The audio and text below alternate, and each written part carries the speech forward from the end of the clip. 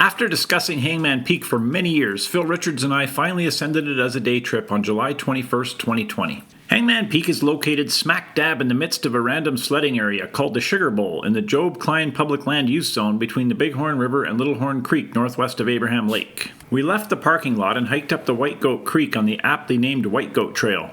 We followed this rough off-season OHV track to a high call south of the Littlehorn Creek headwater meadows. From the call, we descended through the meadows and ascended another call. This one is called Littlehorn Pass. We descended from the pass to the northwest branch of Littlehorn Creek before hiking through the Sugar Bowl. Finally, we ascended loose rubble slopes to the upper southeast slopes leading up to the lofty 3,140-meter summit of Hangman Peak. On return over Littlehorn Pass, we ascended easy south slopes of a small unofficial summit sitting between the two branches of Littlehorn Creek, aptly dubbed Littlehorn Peak. We returned to the parking lot after 12.5 hours, traveling a total of 36.5 kilometers and gaining over 2,500 meters of elevation. They took in wall tents on horses. Yeah. And they went up to the McConnell Creek blanket. Phil and I met at the Whitegoat Creek parking lot and started off up the trail under a cloudy sky at 07:30. We managed to avoid most of the muck with some bushwhacking and hopping around, but our style is more of a run-and-gun nature, and soon my brand new La Sportiva TX3s weren't so new anymore. Road picks up again. Yeah, right, yeah. Like out of the creek bed? Yeah. And I could...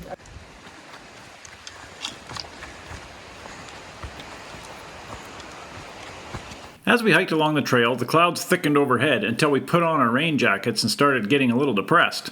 This was not the forecast, and this was not what Hangman Peak was supposed to be all about. I was very close to pulling the plug, but honestly didn't know what else to do at this point but keep hiking.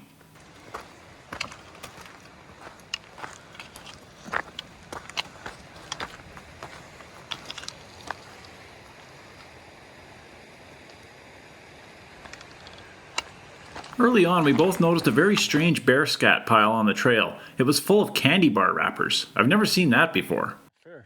I was surprised with how quickly we seemed to be moving through the lower Whitegoat Creek section and moving on towards and past the turnoff to Whitegoat Pass and Mount Stelfox. I was also surprised by how many darn campsites were cleared along Whitegoat Creek as we continued up it. There were at least 4 or 5 clearings, some of them complete with tarp houses, pans left hanging on trees, and many tent pads. Apparently, the Littlehorn Meadows loop is much more popular than I thought. It also might explain the candy bar bear poo on the trail.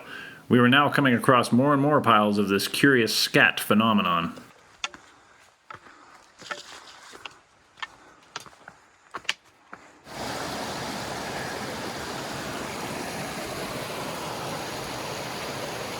Slowly, and unbelievably, the sky started clearing, and within 30 minutes it was nothing but blue with lazy, puffy clouds floating overhead. Wow! Emotions ran high as we celebrated the very unexpected win. The rain jackets came off, the good camera came out, and we proceeded up the creek cheerfully, following ribbons as they guided us through some of the more flooded out sections. Run!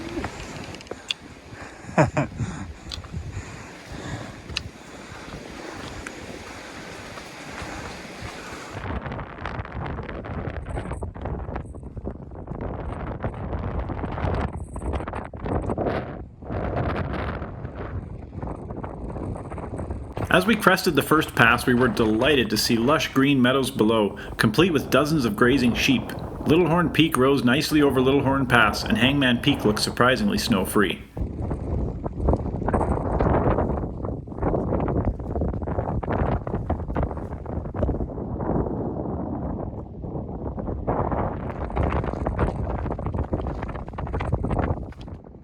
We were making extremely good time to this point, and the weather had cleared completely out.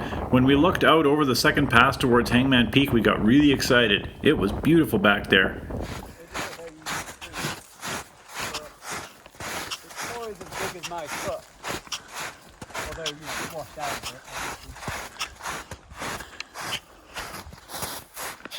bit. Yeah. Kind of looks the same, doesn't it? Would make it.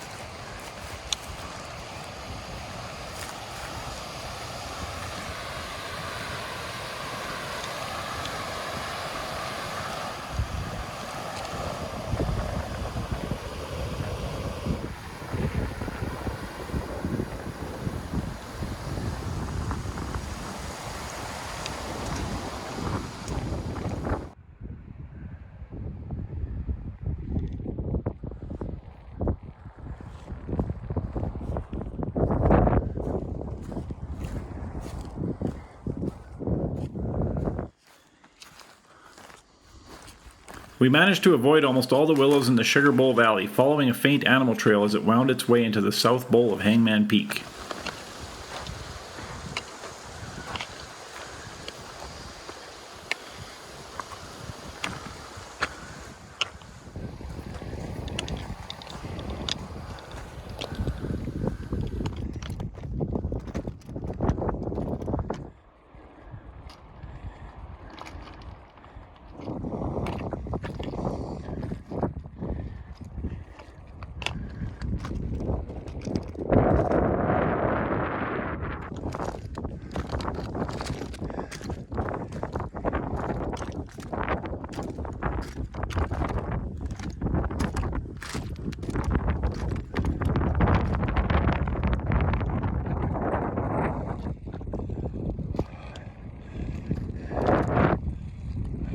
I got up onto the south ridge proper from the scree slopes as quickly as I could and enjoyed some fantastic views to the east summit. The 360-degree panorama was stunning, with many unfamiliar and unnamed peaks visible in every direction, many of them over 3,000 meters.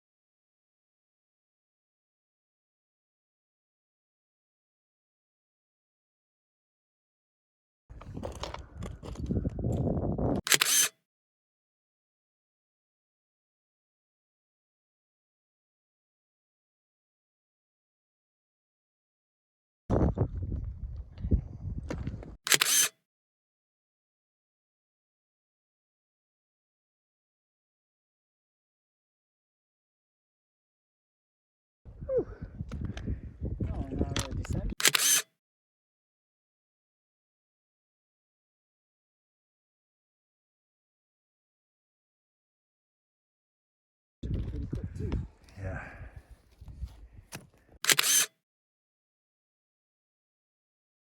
We still had a long way to return and were now planning an ascent of Littlehorn Peak on exit, so we turned our attention to the descent.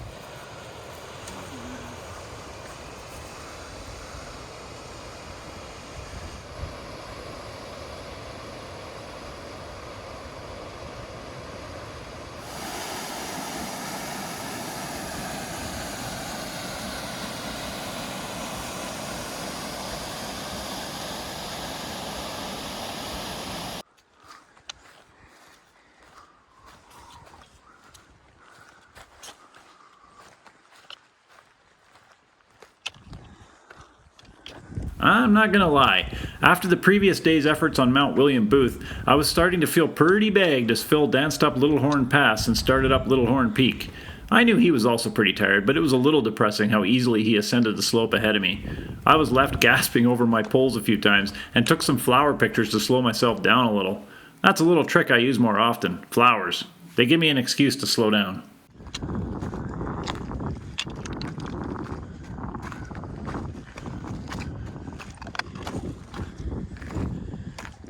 The summit ridge on Littlehorn Peak offered some fun, easy scrambling and great views over the meadows towards Bright Star, Allstones, and Vision Quest. Obviously, Hangman Peak and its meadows also featured prominently. It didn't take more than about 30 minutes from the pass, and we were enjoying terrific views from the second summit of the day.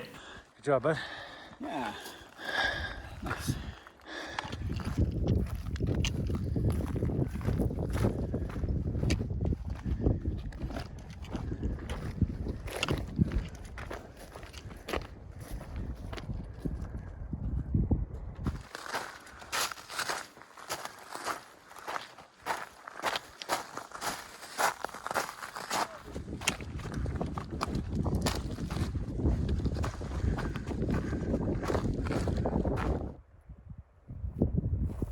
Maybe pick up the road part way up.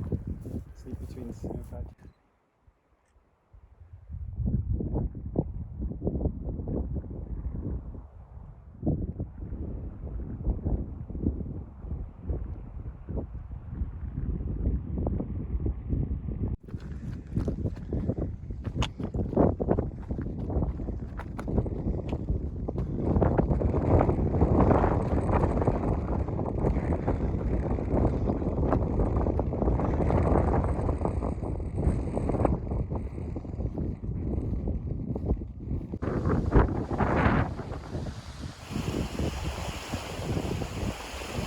We used snow slopes for a very speedy descent into Whitegoat Creek, sneaking past and under a group of backpackers who were sticking to the OHV track high above the creek to our left.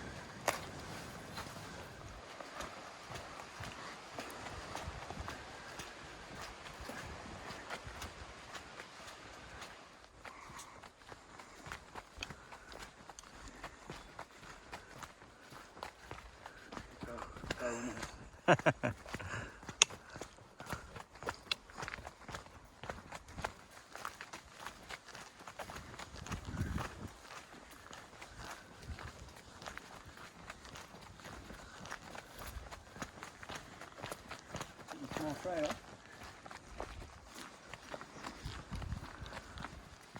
Down, down, down.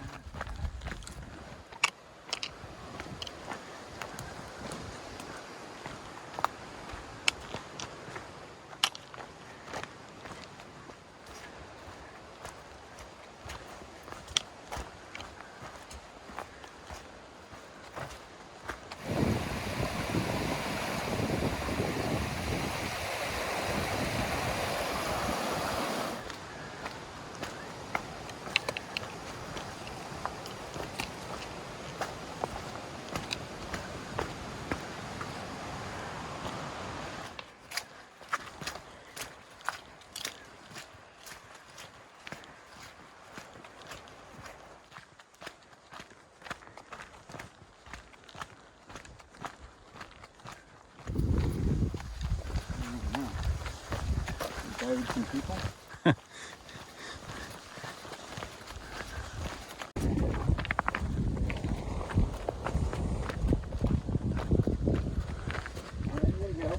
There you go. I love this trip. It was a highlight outing for 2020 for sure. I've been planning and dreaming of Hangman and Littlehorn Meadows for years now, and it feels really good to have experienced it on a perfect summer day in great conditions. Unexpectedly good, to be honest. With wildflowers blooming everywhere, sheep grazing peacefully, and views of new peaks and lush valleys, this is a tough trip to beat.